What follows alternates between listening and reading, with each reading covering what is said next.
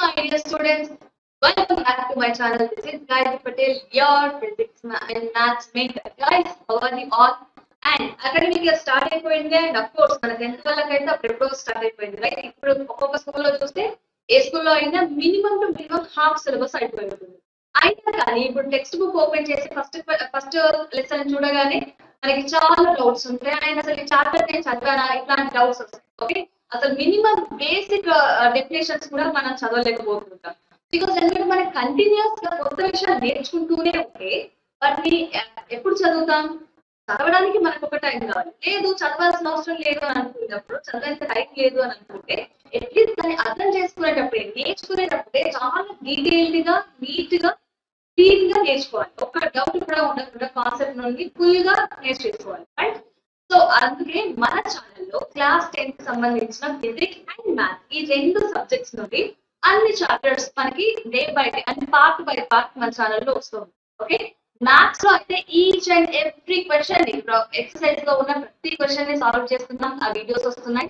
And అలాగే physics లో మనకి ఎక్సర్సైజ్ అయితే ఉండదు, కానీ చాప్టర్ లో ప్రతి ఒక్క పార్ట్ ని ప్రతి చాప్టర్ ని పార్ట్స్ వైజ్ గా మనం డిస్కస్ చేద్దాం. అండ్ అలాగే ప్రతి పార్ట్ లో కూడా ఏ చిన్న డౌట్ ఉన్నా దాని కింద కామెంట్ సెక్షన్ లో మెన్షన్ చేయండి. లేదు మ్యామ్ మాకు ఎస్ఎస్ ఉన్నాయి, ఇది సిలబస్ మాకు రివిజన్ కావాలి, లేదంటే ఒక వాచ్ అవుట్ లెక్చర్ కావాలి, అట్లీస్ట్ ఇంపార్టెంట్ క్వశ్చన్స్ కావాలి, లేదంటే మాకు ఈ పర్టికులర్ కాన్సెప్ట్ అర్థం కాలేదు, ఏ క్వైరీ అయినా కింద కామెంట్ సెక్షన్ లో మెన్షన్ చేయండి. మనం లైవ్ కండక్ట్ చేద్దాం. ఎవ్రీ ఒక వీక్ కి ఒక రోజు ఇప్పటి నుంచి ఒక లైవ్ సెషన్ అనేది కండక్ట్ చేద్దాం. So that end of the academic year వచ్చేసరికి సిలబస్ అయిపోయే వరకు, స్కూల్లో సిలబస్ అయిపోయే వరకు అనట్లేదు, మనకి అన్ని సిలబస్ అయిపోయే వరకు, ఫిజిక్స్ అండ్ మ్యాథ్స్ ఈ రెండు సిలబస్ అయిపోయే వరకు అన్ని కాన్సెప్ట్స్ చాలా క్లియర్ గా క్లారిటీతో ఉండాలి మీరందరూ. ఓకే, అందుకే మనం ఈ లైవ్ సెషన్స్ ని మెయిన్ సెషన్ అయినా కండక్ట్ చేసుకోవచ్చు, లేదంటే మనం డౌట్స్ సాల్వింగ్ సెషన్ లాగైనా పెట్టుకుందాం. ఆల్ డౌట్స్ చాలా ఉన్నాయి, వాటిని చిన్న వీడియోస్ లో చెప్పలేకపోతున్నాం అనుకున్నప్పుడు కంప్లీట్ గా ఒక డౌట్ సాల్వింగ్ సెషన్ పెట్టుకుందాం. ఓకే, రివిజన్ సెషన్ పెట్టుకుందాం. Okay, so coming to this video. So ఈ వీడియోలో మనం ఏ చాప్టర్ ని, ఫిజిక్స్ లో మన ఫస్ట్ చాప్టర్ ఏంటి? Reflection of light at curved surfaces. Right, ఇది ఎక్కడో విన్నట్టుంది కదా, రిఫ్లెక్షన్ ఆఫ్ లైట్ అని అంటే ఇది మనము ప్లేన్ సర్ఫేసెస్ గురించి నేర్చుకున్నాం. Okay, reflection of light at plane surfaces లో మీరు క్లాస్ 9 లో కానీ ఇంతకు ప్రీవియస్ చాప్టర్స్ లో నేర్చుకున్నారు, ప్రీవియస్ క్లాసెస్ లో నేర్చుకున్నారు. బట్ ఇక్కడ 10th లో రిఫ్లెక్షన్ అనేది ఒక లైట్ ప్రాపర్టీకి సంబంధించి లైట్ ప్రాపర్టీని కర్వ్డ్ సర్ఫేసెస్ లో ఎలా ఉంటుంది అని ఈ వీడియో అన్ని ఈ చాప్టర్ లో మనం నేర్చుకుంటాం. ఓకే, సో చాప్టర్ లోకి వెళ్ళబోయే ముందు ఫస్ట్ ఆఫ్ ఆల్ మనం ఎప్పుడో చదువుకున్నాం, అదంతా మనకి లేదు కదా, రూల్ ఏం లేదు కదా. కాబట్టి ఫస్ట్ ఆఫ్ ఆల్ మనకి ఏం తెలుసు అనే పాయింట్స్ ని కొంచెం రీకాల్ చేసుకుందాం లైట్ గురించి. Okay, so what is light? Light అంటే ఏంటి? మనం ఎందుకు చదువుకోవాలి ఈ లైట్ గురించి అని అంటే, ఫర్ ఎగ్జాంపుల్ ఇప్పుడు మీ చుట్టూ ఉన్న వస్తువుని ఎలా చూస్తున్నారంటే ఎలా చెప్తారు? మ్యామ్ మాకు ఒక 2 కళ్ళు ఉన్నాయి, సో ఆటోమేటిక్ గా మేము ఏ వస్తువునైనా, మా కళ్ళ ముందు ఉన్న ఏ వస్తువునైనా నేను చూడగలను అని చెప్తారు. రైట్, బట్ కళ్ళు మాత్రమే చాలా ఒక వస్తువుని చూడడానికి, మన చుట్టూ ఉన్న ఆబ్జెక్ట్స్ చూడడానికి ఓన్లీ ఐస్ ఓన్లీ అలా కాదు కదా. ఐస్ కి ఒకసారి మీరు ఒక డార్క్ రూమ్ లో, లేదంటే ఇవే వస్తువుల్ని లైట్ లేకుండా నైట్ టైం చూడగలరా? డార్క్ రూమ్ లో ఉన్న ఆబ్జెక్ట్స్ అన్నింటినీ చూడగలరా? లేదు. ఎందుకు? మీరు కళ్ళు ఉన్నప్పటికీ మీరు ఆబ్జెక్ట్స్ ని ఎందుకు చూడలేకపోతున్నారు అంటే అక్కడ లైట్ లేదు. అంటే వాటన్నిటి మన చుట్టూ ఉన్న వస్తువుల్ని మనకి కనిపించేలా చేసే ఇంకా ఏదో ఒకటి మన కళ్ళకి హెల్ప్ చేస్తుంది. రైట్, అదే లైట్. లైట్ ని ఎలా డిఫైన్ చేయొచ్చు అంటే, light is a form of energy. Okay, ఎలాంటి ఫార్మ్ ఆఫ్ ఎనర్జీ? ఈ ఎనర్జీ మనకి ఏమి ఇస్తుంది అని అంటే, మనకి ఎనర్జీస్ చాలా రకాల ఎనర్జీస్ ఉన్నాయి. రైట్, సో ఎనర్జీస్ ఎన్ని రకాలు ఉన్నాయి? మనకి హీట్ ఎనర్జీ తెలుసు, సోలార్ ఎనర్జీ తెలుసు, మెకానికల్ ఎనర్జీ తెలుసు. అంటే ఇవన్నీ మనకు పేరు విన్నాం, ఎగ్జాక్ట్ గా మీకు తెలియకపోవచ్చు. సో అందులో ఒక ఫార్మే ఈ లైట్. మరి ఈ లైట్ ఎనర్జీ మనకి ఏం చేస్తుంది అని అంటే, which enables us to see the world around us. See world around us. Okay, so మన చుట్టూ ఉన్న వస్తువుల్ని మన కంటికి కనిపించేలా చేసే ఒక ఎనర్జీని మనం ఏమంటున్నాం? లైట్ అని అంటున్నాం. ఓకే, ఆర్ మన ఇంట్లో కూడా చెప్పొచ్చు light is a form of electromagnetic energy అని కూడా చెప్పొచ్చు. ఎలక్ట్రోమాగ్నెటిక్ వేవ్ అని కన్సిడర్ చేస్తాం. కొన్నిసార్లు ఈ లైట్ అనేది ఎలా బిహేవ్ చేస్తుందంటే కొన్ని సిచ్యువేషన్ తగ్గట్టు ఒక్కొక్కసారి వేవ్ ప్రాపర్టీస్ ఇంకొకసారి పార్టికల్ ప్రాపర్టీస్. కాబట్టి దీనికి రెండు నేచర్స్ ఉన్నాయి. ఏంటి ఆ రెండు నేచర్స్? ఒకటి పార్టికల్ నేచర్ అండ్ ఇంకొకటి వేవ్ నేచర్. కాబట్టి మనం ఏమంటాం, లైట్ హ్యాస్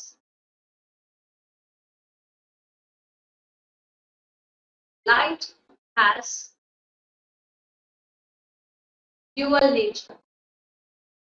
డ్యూయల్ అంటే ఏంటి? అండ్ ఇక్కడ డ్యూయల్ అని అన్నారు. వాట్ ఇస్ దిస్ డ్యూయల్ అని అంటే, డ్యూయల్ అంటే మనకి ఫోన్ లో డ్యూయల్ సిమ్ అంటారు, రైట్? అంటే ఏంటి, అక్కడ మనం ఫోన్ లో రెండు సిమ్లు వేసుకోవాలి, రైట్? ఇక్కడ డ్యూయల్ నేచర్ అంటే ఏంటి? లైట్ కి టూ నేచర్స్ ఉన్నాయి. అందులో ఒకటి ఏంటి? ఒకటి వేవ్ నేచర్, రైట్? ఒకటి వేవ్ నేచర్ అయితే ఇంకొకటి ఏం నేచర్? ఇంకొకటి పార్టికల్ నేచర్. ఓకే, ఒకటి పార్టికల్ నేచర్.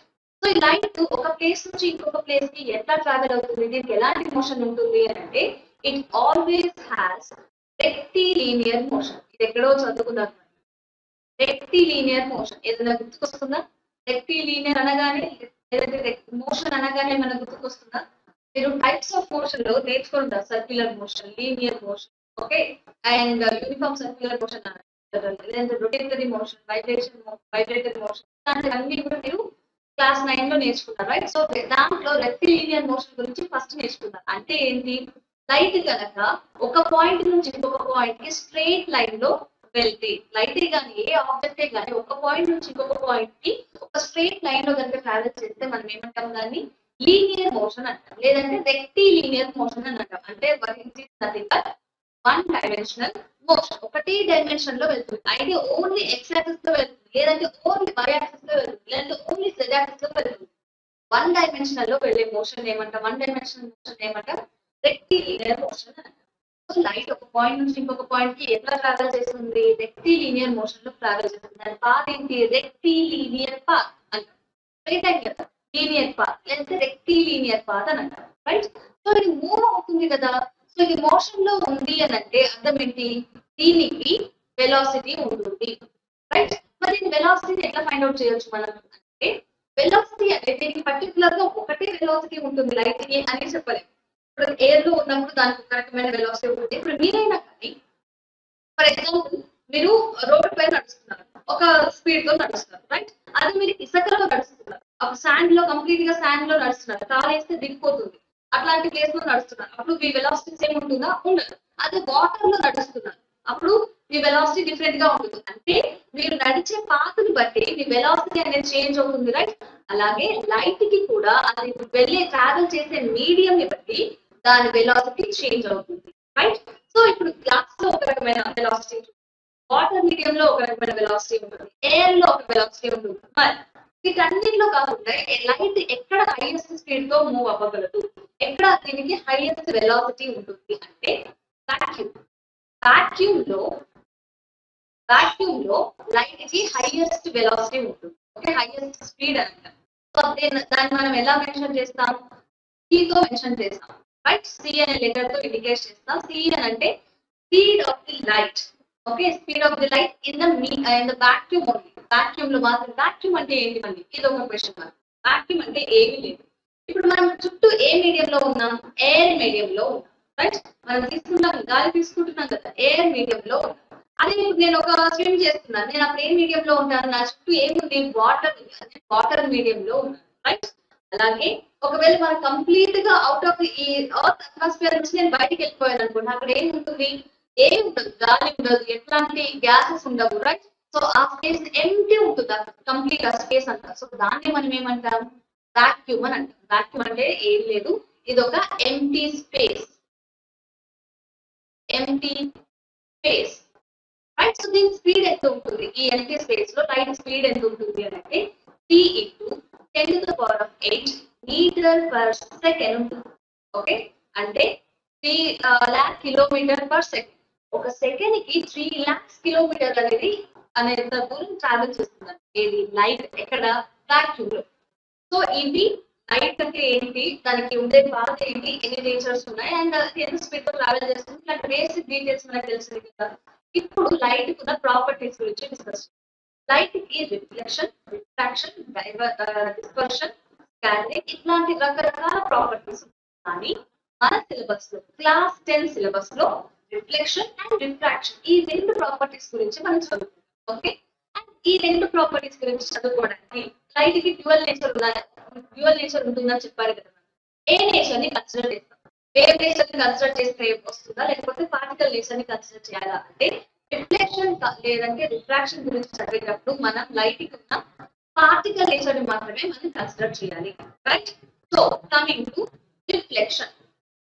అప్పటి నుంచి రిఫ్లెక్షన్ అని మాట్లాడుకుంటున్నాం. But what is this reflection అంటే ఏంటి అంటే, ఫర్ ఎగ్జాంపుల్ లైట్ ఒక పాయింట్ నుంచి ఇంకొక పాయింట్ కి ఎలా పడుతుందని చెప్పారు, ఒక స్ట్రైట్ లైన్ లాగా పడుతుందని చెప్పారా. ఓకే, సో నేను ఇప్పుడు ఒక సర్ఫేస్ తీసుకుంటున్నాను. ఓకే, ఓకే సర్ఫేస్ ని కొంచెం నీట్ గా డ్రా చేద్దాం. సో సో దానికోసం నేను ఏం చేస్తున్నాను, ఇక్కడ ఒక సర్ఫేస్ తీసుకున్నాను. రైట్. ఇది ఏం సర్ఫేస్? ఒక plane smooth surface, I mean smooth surface. ఒక వైపు కోట్ అయి ఉంది. ఓకే, ఈ వైపు కోట్ అయి ఉన్న సర్ఫేస్ అండ్ ఈ వైపు ప్లేన్ స్మూత్ గా మనం పాలిష్ చేసాం. సర్ఫేస్ పైన పాలిష్ చేస్తున్నాం. ఎందుకు అంటున్నాం అంటే, దీనిపైన లెస్ ఇర్రెగ్యులారిటీస్ ఉన్నాయి. ఓకే, సో అట్లాంటి సర్ఫేస్ ని తీసుకున్నాం. అండ్ ఇప్పుడు దీనిపైన లైట్ అనేది ఇన్సిడెంట్ అవుతుంది. ఓకే, సో లైట్ అనేది ఇన్సిడెంట్ అయినప్పుడు ఎలా ఇన్సిడెంట్ అవుతుంది? లైట్ ఒక ఇక్కడ నుంచి ఇలా ఇన్సిడెంట్ అయింది అనుకున్నాం. రైట్. సో ఇది ఇన్సిడెంట్ రే మనకి. రైట్. ఏదైతే లైట్, ఏదైతే రే ఒక సర్ఫేస్ మీద ఫాల్ అవుతుందో దాన్ని మనం ఏమని అనుకుంటాం? ఇది incident ray. Okay, incident ray. The ray which falls on the surface is known as incident ray.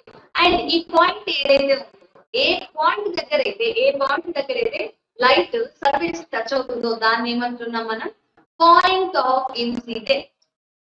Point of incidence. ఈ టర్మినాలజీ ఎందుకు ఇంత పర్టికులర్ గా చెప్తున్నానంటే, మనము నెక్స్ట్ ముందు వెళ్ళే కొద్ది ఈవెన్ మీరు టెక్స్ట్ బుక్ చదివినా కూడా ఎక్కడ కూడా అది ఏదైతే రేట్ ఇస్ ఫాలింగ్ లేకపోతే point at light is falling ఇట్లాంటి టర్మ్స్, ఇంత పెద్ద పెద్ద వర్డ్స్ ఎవరు వాడరు. సింపుల్ గా incident rate, point of incidence, focal length ఇట్లాంటి పదాలు వాడతారు. కాబట్టి ఏ టాపిక్ నేర్చుకున్నా, ఫిజిక్స్ అనే కాదు, మీరు మ్యాథ్సే కానీ బయాలజీ, కెమిస్ట్రీ, సోషల్ ఏ సబ్జెక్ట్ నేర్చుకున్నా, ఏ కాన్సెప్ట్ నేర్చుకున్నా దానికి సంబంధించిన టర్మినాలజీని క్యాచ్ చేయడానికి ట్రై చేయండి. అప్పుడు మీకు సబ్జెక్ట్ అనేది చాలా ఈజీగా అర్థమవుతుంది. Terminology is important. మీకు కాన్సెప్ట్ అర్థమైనా కాకపోయినా ఆ టర్మ్స్ అంటే ఏంటి, వాటి డెఫినేషన్ తెలుస్తుంది. ఆటోమేటిక్ గా మీరు ఇప్పుడు కాకపోతే ఇంకొక 10 రోజులకి చదివినా కూడా అప్పటికి అర్థమవుతుంది. బట్ మీకు టర్మినాలజీ అని తెలియలేదంటే మీరు ఆ కాన్సెప్ట్ ని 100 సార్లు 100 టీచర్లతో ఎక్స్ప్లెయిన్ చేయించుకున్నా అది మీకు అర్థం కాదు. ఓకే, కాబట్టి terminology is very important. Point of incidence. A point దగ్గర అయితే ఈ సర్ఫేస్ మీద ఏ పాయింట్ దగ్గర అయితే లైట్ ఇన్సిడెంట్ అవుతుందో ఓకే, దాని మీద పాయింట్ ఆఫ్ ఇన్సిడెన్స్ అంటారు. ఈ పాయింట్ దగ్గర ఒక లైన్ ని డ్రా చేయండి. ఓకే, ఎట్లాంటి లైన్ ని డ్రా చేయమంటున్నాను? కరెక్ట్ గా నార్మల్ ఉండాలి. అంటే నార్మల్ అంటే ఏంటి? మనం ఇప్పుడు ఈ సర్ఫేస్ ఉంది. ఇప్పుడు ఈ సర్ఫేస్ కి నేను ఎగ్జాక్ట్ 90 డిగ్రీస్ ఉండే ఒక యాంగిల్ ని డ్రా చేస్తాను, ఒక లైన్ ని డ్రా చేస్తాను. అప్పుడు ఏమవుతుందని, ఈ సర్ఫేస్ కి ఇది నార్మల్ అవుతుంది. Okay, so what is this line? It is normal to the surface. ఎక్కడ ఎన్ని నార్మల్స్ ఉంటాయి మనకు ఒక సర్ఫేస్ కి? ఇది నార్మల్. రైట్, ఇది నార్మల్, ఇది నార్మల్, ఇది నార్మల్, ఇది నార్మల్, ఇది నార్మల్, ఇవన్నీ కూడా నార్మల్సే కదా. ఒక సర్ఫేస్ కి ఎన్ నెంబర్ ఆఫ్ నార్మల్స్ ఉంటాయి. కానీ వీటన్నిటిలో ఏది కన్సిడర్ చేసుకున్నాం మనము? ఏదైతే ఈ పాయింట్ ఆఫ్ ఇన్సిడెన్స్ ఉందో ఆ పాయింట్ ఆఫ్ ఇన్సిడెన్స్ దగ్గర మాత్రమే మనం ఏది నార్మల్లీ కన్సిడర్ చేస్తున్నాం. రైట్, ఈ నార్మల్ ఏం చేస్తుంది? ఎగ్జాక్ట్ 90 డిగ్రీస్ చేస్తుంది. ఓకే, దేంతో? సర్ఫేస్. అండ్ ఇప్పుడు ఈ లైట్ ఇక్కడ ఇన్సిడెంట్ అయిన తర్వాత ఏం చేస్తుంది? అది అలాగే వేరే సర్ఫేస్ నుంచి అలాగే వెళ్ళిపోతుందా? నో. రైట్, అది ఏం చేస్తుంది? ఒకవేళ మనం తీసుకునేది ఒపేక్ సర్ఫేస్ అంటే ఒకవైపు కోట్ చేసి ఉంది, అది బయట నుంచి ఇక్కడ నుంచి బయటికి రాదు. అట్లాంటప్పుడు ఏం చేస్తుంది? సేమ్ మీడియం లోకి అది మళ్ళీ రిఫ్లెక్ట్ అవుతుంది, బౌన్స్ బ్యాక్ అవుతుంది. ఏదైతే రే అయితే ఇట్లా సేమ్ మీడియం లోకి రిఫ్లెక్ట్ అవుతుందో ఒక ఇన్సిడెంట్, ఒక సర్ఫేస్ మీద ఇన్సిడెంట్ అయ్యాక దాన్ని మనం ఏమంటాం? రిఫ్లెక్టెడ్ రే. ఓకే, సో దీన్ని మనం రిఫ్లెక్టెడ్ రే అంటాం. ఓకే, సో ఇప్పుడు మనకి ఏమేమి నేర్చుకున్నాం?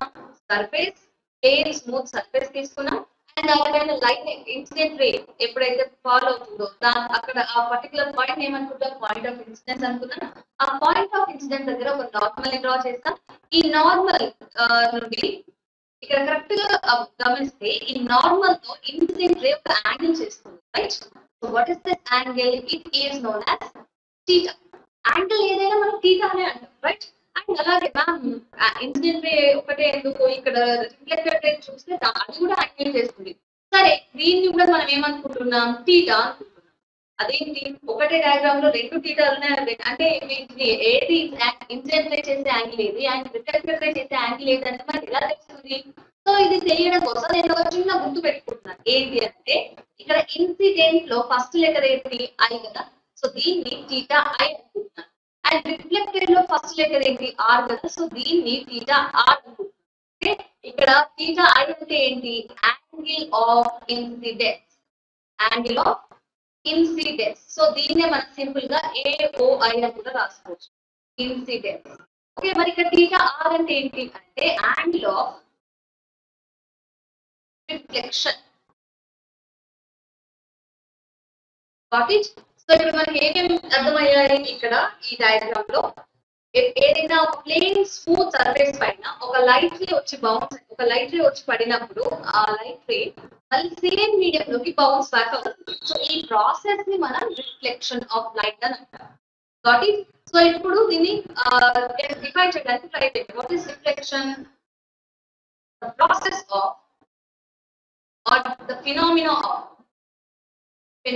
of light ray.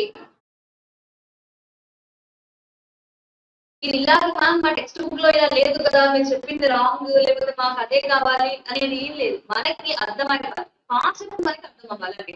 అది ఏ రకంగా గుర్తు పెట్టుకుంటున్నాం అనేది సెకండ్. మనకి కాన్సెప్ట్ అర్థమైందా లేదా, that is the ultimate thing. Okay, so ఇక్కడ the phenomena of light ray bouncing back,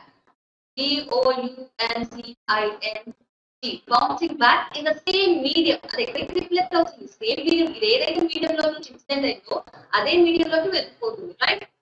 bouncing back the same medium is known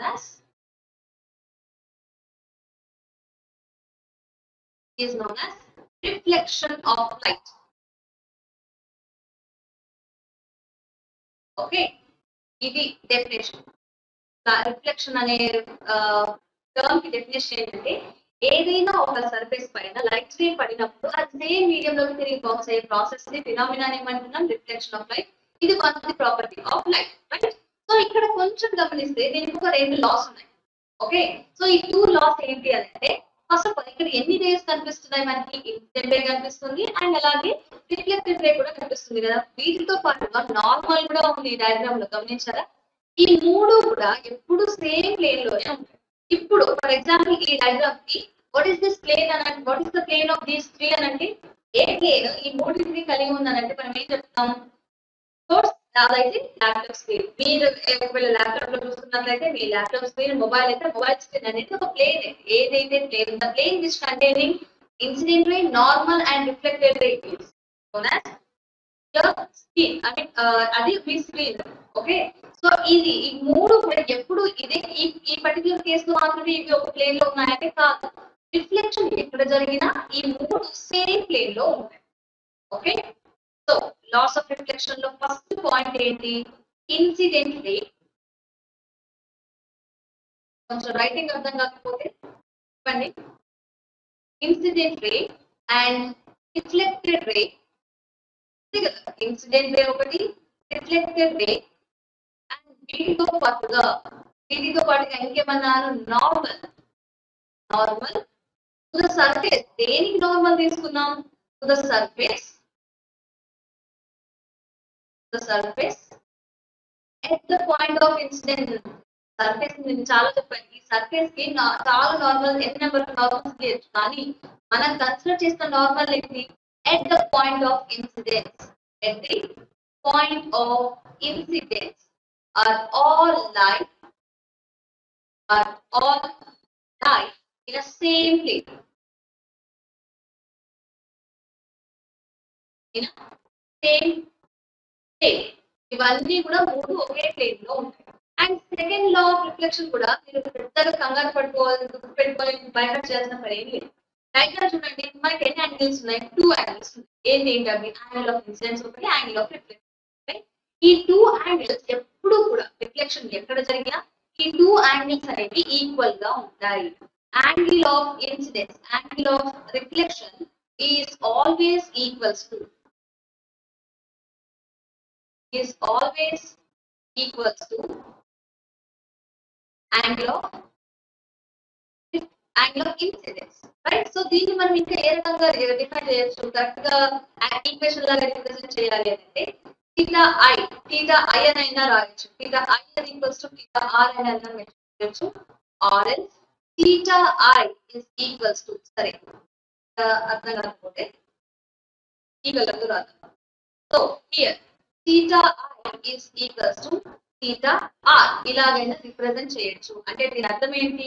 angle of incidence ఎప్పుడు కూడా యాంగిల్ ఆఫ్ రిఫ్లెక్షన్ కి ఈక్వల్ గా ఉంటుంది. దీనిపైన కూడా మనకి ఎంసిక్యూస్ వచ్చే ఛాన్స్ ఉంది. ఓకే, ఈ పాయింట్ పైన, ఈ పాయింట్ అనేది చాలా important.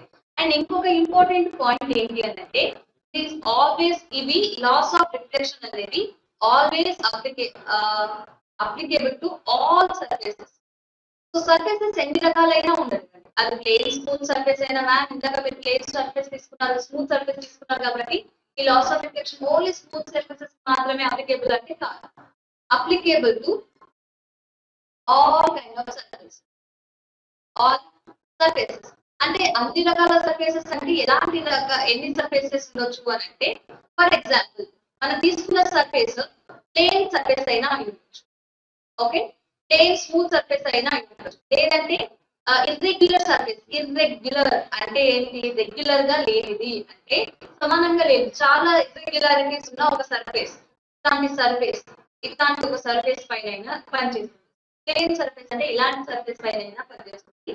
And curved surface, curved surfaces కి కూడా ఈ లాస్ ఆఫ్ రిఫ్లెక్షన్ అనేది పనికి వస్తుంది. లాస్ ఆఫ్ రిఫ్లెక్షన్ అనేది ప్రతి చోట అప్లికేబుల్, రైట్? సో ఇది రిఫ్లెక్షన్ అంటే ఏంటి and laws of reflection.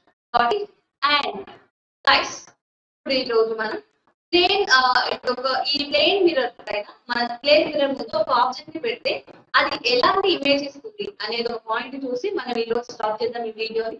And దాని తర్వాత స్పెరికల్ మిర్రర్స్ గురించి కంప్లీట్ గా డిస్కస్ చేద్దాం, రైట్? సో ఫర్ ఎగ్జాంపుల్ నేను ఏం తీసుకుంటున్నానంటే ఇక్కడ ఒక ప్లేన్ స్మూత్ సర్ఫేస్ తీసుకుంటాను. Okay, so this is plane smooth surface. And దీని వైపుకి ఒక వైపు మొత్తం ఏముంది? నేను కోట్ చేశాను. మీరు ఇంట్లో ఎప్పుడైనా మిర్రర్స్ ని ముట్టుకున్నారా? మిర్రర్స్ పగిలినప్పుడు దాని వెనక వైపు టచ్ చేస్తుండీ, ముందు వైపు టచ్ చేస్తుండీ. ఇప్పుడు ఏమవుతుంది? వెనక ఎక్కువ కొంచెం రఫ్గా మనకి తగ్గుతుంది, అదే ముందు చాలా స్మూత్ గా ఉంటుంది, రైట్? అంటే మిర్రర్ వెనకాల ఏం చేశారు? కోట్ చేశారు. అదే మిర్రర్ ముందు సర్ఫేస్ ఎట్లా ఉంది? రిఫ్లెక్టెడ్ సర్ఫేస్ అంటే స్మూత్ సర్ఫేస్, రైట్? సో ఇప్పుడు ఇది ఒక మిర్రర్ అనుకుంటే, మిర్రర్ ని మనం సైడ్ నుంచి చూస్తున్నాం. ఒక మిర్రర్ అనుకుంటే ఇది కోటెడ్ సర్ఫేస్ అండ్ ఇది రిఫ్లెక్టెడ్ సర్ఫేస్, రైట్? ఇప్పుడు ఈ రిఫ్లెక్టెడ్ సర్ఫేస్ ముందు నేను ఏం చేస్తున్నాను? నేను నిలబడ్డాను. ఓకే, ఐదర్ మిమ్మల్ని మీరైనా కన్సిడర్ చేసుకోవచ్చు, లేదంటే ఏదైనా ఒక ఆబ్జెక్ట్ ని ఇలా నిలబెట్టారు. ఓకే, సో అప్పుడు ఏమవుతుంది? ఆటోమేటిక్ గా మనకి మిర్రర్ లో ఇమేజ్ కనిపిస్తుంది కదా. ఎలాంటి ఇమేజ్ కనిపిస్తుంది? సేమ్ ఇమేజ్ కనిపిస్తుంది, రైట్? సరే, కొంచెం దగ్గరకు వచ్చింది. జనరల్ గా అయితే ఈ రెండు కూడా సేమ్ డిస్టెన్స్ లో ఉంటాయి. సో ఇలాంటి ఒక ఇమేజ్ ని మనం మిర్రర్ లో చూస్తాం, రైట్? సో ఇక్కడ క్యారెక్టరిస్టిక్స్ ఏంటి? How do you define characteristics of the image formed by plane mirror? For example ఇది ఏ, ఇది బి అనుకుందాం. ఓకే, సో ఇప్పుడు నాకు ఈ ఏ కి సంబంధించిన ఇమేజ్ ఎక్కడ వస్తుంది? ఇది ఏ డాష్. బి కి సంబంధించిన ఇమేజ్ ఎక్కడ వస్తుంది? ఇది బి డాష్. అట్లా ఇది బి డాష్, ఇది ఏ డాష్ కూడా కావచ్చు కదా అని అంటే, సరే అలాగే అనుకున్నా. ఫస్ట్ నేను ఒక 2 రేస్ ని తీసుకుంటాను. ఓకే, ఏ పాయింట్ నుంచి ఒక 2 రేస్ ని కన్సిడర్ చేసుకున్నాను. ఇదొక రే, రైట్? అండ్ అలాగే ఇదొక రే, అండ్ అలాగే ఇదొక రే, రైట్? సో ఇదొకటి, ఇదొకరే, ఇదొకరే. నేను ఇప్పుడు ఎందుకు ఇప్పుడు ఏమవుతుంది? లైట్, ఒకవేళ ఏదైనా లైట్ ఇక్కడ ఇన్సిడెంట్ అయినప్పుడు సేమ్ డైరెక్షన్ లో ఇది రిఫ్లెక్ట్ బ్యాక్ అవుతుంది. అట్లా చెప్తారు. హౌ ఇస్ సేమ్ పాత్ లో ఎలా బయటకు వస్తుంది, అది ఇంకా సైడ్ కి రావచ్చు లేదంటే ఈ సైడ్ కి వెళ్ళొచ్చు కదా, సేమ్ అది ఏ పాత్ లో వెళ్ళిందో అదే పాత్ లో ఎట్లా వస్తుంది అని అడగచ్చు. నేను ఏమని చెప్పాను, ఇది రిఫ్లెక్ట్ అవుతుంది అని అంటున్నాను అంటే అక్కడ లాస్ ఆఫ్ రిఫ్లెక్షన్ అనేది అప్లికేబుల్ కదా. సో ఇది నేను ప్రతిదానికి ఇంత సాగదీసి చెప్తున్నాను ఏంటి, నాకు ఓన్లీ ఎగ్జామ్ పాయింట్ ఆఫ్ వ్యూలో చెప్పండి మ్యామ్ అని అనుకునే వాళ్ళు చాలా ఉంటారు. కానీ ఎగ్జామ్ పాయింట్ ఆఫ్ వ్యూలో మాత్రమే నేర్చుకుంటే మీరు 10th వరకు గట్టెక్కుతారు. దాని తర్వాత ఇంటర్ లో ఒక్క ముక్క కూడా అర్థం కాదు. కాన్సెప్ట్ ని ఒక కాన్సెప్ట్ లాగే నేర్చుకోండి. మార్కుల కోసమో లేకపోతే మీ టీచర్ కోసమో ఇంట్లో వాళ్ళ కోసమో కాకుండా ఒక కాన్సెప్ట్, ఒక కొత్త విషయాన్ని నేర్చుకుంటున్నాను అన్న ఉద్దేశంతో నేర్చుకుంటాను. ఓకే? ఇప్పుడు ఇది ఎట్లా సేమ్ పాత్ లో వెనక్కి వస్తుంది అని అంటే ఇక్కడ ఇన్సిడెంట్ రే ఎలా వెళ్తుంది, ఇలా వెళ్తుంది. రైట్? సో ఇది ఇన్సిడెంట్ రే, కాబట్టి ఇది ఇన్సిడెంట్ రే. దీనికి నార్మల్ ఎలా ఉంటుంది, ఇది ఈ పాయింట్ దగ్గర, ఇది పాయింట్ ఆఫ్ ఇన్సిడెన్స్ కదా, ఈ పాయింట్ ఆఫ్ ఇన్సిడెన్స్ దగ్గర నార్మల్ ఎలా ఉంటుంది, ఇది నార్మల్ ఎగ్జాక్ట్ 90 డిగ్రీస్ చేస్తుంది normal. Right? So normal along the normal ఉంది కాబట్టి యాంగిల్ ఆఫ్ ఇన్సిడెన్స్ ఏమవుతుంది, యాంగిల్ ఆఫ్ ఇన్సిడెన్స్ ఏమవుతుంది, కేసు 0 అవుతుంది. And second laws of reflection ఏం చెప్తుంది, యాంగిల్ ఆఫ్ ఇన్సిడెన్స్ ఎంత ఉంది, రిఫ్లెక్షన్ కూడా అంతే ఉంటుంది కదా. సో యాంగిల్ ఆఫ్ రిఫ్లెక్షన్ కూడా 0. యాంగిల్ ఆఫ్ రిఫ్లెక్షన్ అంటే ఏంటి, ఈ నార్మల్ తో రిఫ్లెక్టెడ్ రే చేసే యాంగిల్ ని 0 అంటాం కదా. సో ఈ ఇప్పుడు రిఫ్లెక్టెడ్ రే నార్మల్ తో ఎంత యాంగిల్ చేస్తుంది, 0 యాంగిల్ చేస్తుంది అని అంటే ఇలా వెళ్తుందంటే కదా. అందుకని ఏదైనా ఒక ప్లేన్ సర్ఫేస్ పైన లైట్ రే నార్మల్ ఎలా నార్మల్ వెళ్తుంటే సేమ్ పాత్ లో రిఫ్లెక్ట్ అవుతుంది. అదే లాజిక్ మళ్ళీ ఇక్కడ పాసిబుల్ కాదు, ఇది point of incidence. Right? So ఇక్కడ నేను నార్మల్ డ్రా చేయాలి, అప్పుడు ఎలా డ్రా చేస్తాను, నార్మల్ ఇది అవుతుంది. ఇక్కడ ఇదేంటి, ఇది యాంగిల్ ఆఫ్ ఇన్సిడెన్స్ ఇది. ఓకే, ఇది non zero value angle of incidence కాబట్టి సేమ్ యాంగిల్ చేస్తూ నాకు ఇక్కడ ఏమొస్తుంది, సేమ్ యాంగిల్ చేస్తూ నాకు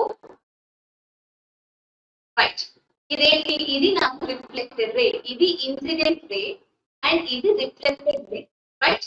సో ఇప్పుడు ఈ రెండు రేస్ కూడా ఒకటి ఇలా వెళ్ళిపోతుంది, ఒకటి ఇలా వెళ్ళిపోతుంది. ఎక్కడైనా కన్వర్జ్ అవుతున్నాయా, అవ్వలేదు. కాబట్టి నేనేం చేస్తున్నానంటే వీటిని వెనక వైపు ఎక్స్టెండ్ చేస్తున్నాను. అప్పుడు ఏమవుతుంది, ఎక్స్టెండ్ చేసినప్పుడు ఇది ఈ పాయింట్ దగ్గర కన్వర్జ్ అవుతుంది అండ్ అలాగే ఇది ఈ పాయింట్ దగ్గర కన్వర్జ్ అవుతుంది. రైట్?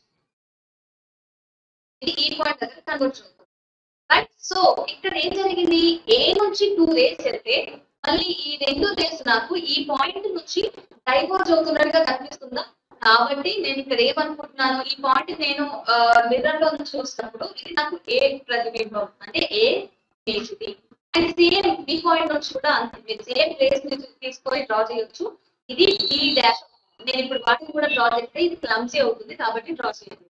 ఓకే, ఇప్పుడు క్యారెక్టరిస్టిక్స్ గురించి మాట్లాడుకుందాం. Okay guys, first of all image ఇది ఆబ్జెక్ట్, ఇది ఆబ్జెక్ట్, ఇది ఇమేజ్. ఓకే, ఇది ఇమేజ్.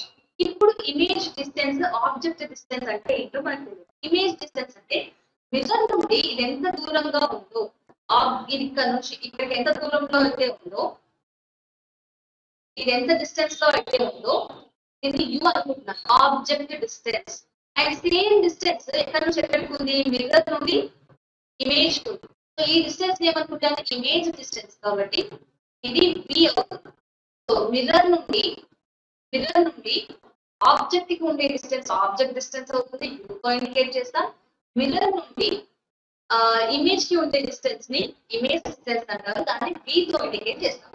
డెఫినేషన్స్ కూడా రాసుకోండి. The distance between object to the mirror is called object distance. The distance to the mirror to the image is known as image distance denoted by p.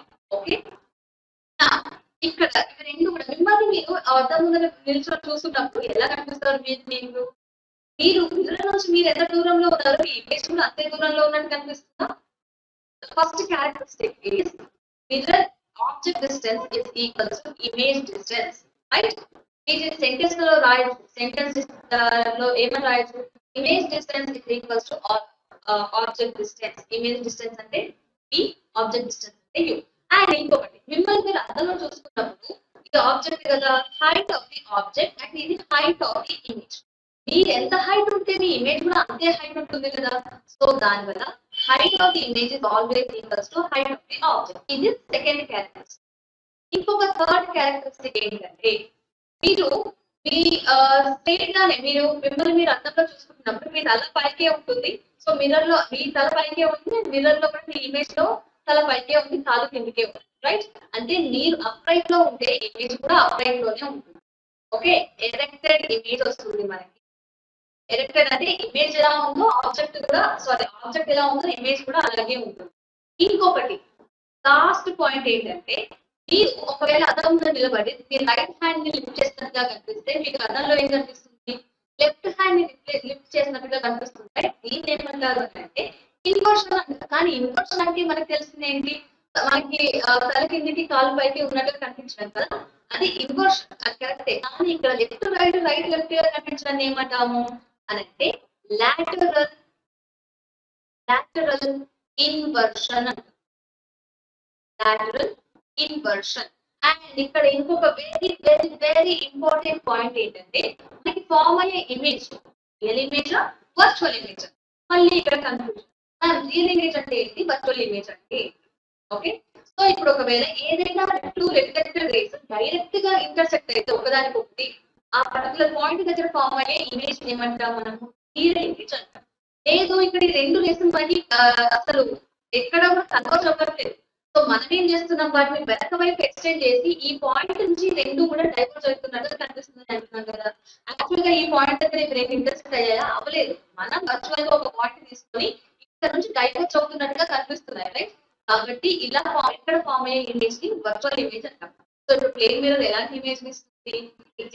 It always gives virtual image. Okay, so ఇవి characteristics of the image. Plane mirror image ఉన్న characteristics ఏంటి? అది image distance is equals to object distance అవుతుంది. Size of the image is equals to size of the object అవుతుంది. Second ది. Third ది మనం erected, it always gives erected image. Fourth ది laterally inverted image we will get, అంటే left right, right left గా కనిపిస్తుంది. And the last important point is it always gives virtual image, right? So guys, మనము next వీడియోలో, ఇప్పటికే నేను చాలా detail గానే ఎక్స్ప్లెయిన్ చేశాను. సో డౌట్స్ ఏమి ఉండవని అనుకుంటున్నాను. ఈవెన్ ఇఫ్ ఇన్ కేస్ మీకు ఒకవేళ డౌట్స్ ఉంటే కింద కామెంట్ సెక్షన్ లో మెన్షన్ చేయండి, I will give you answer. Okay, and next వీడియోలో మనం స్పెరికల్ మిర్రర్స్ అంటే ఏంటి, స్పెరికల్ మిర్రర్స్, కర్వ్డ్ సర్ఫేసెస్ అని అన్నాం కదా.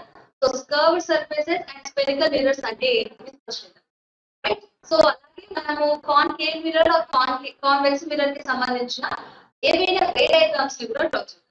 Okay guys, so we'll meet you in the next video. Till then, keep learning and stay tuned to my channel, and bye guys.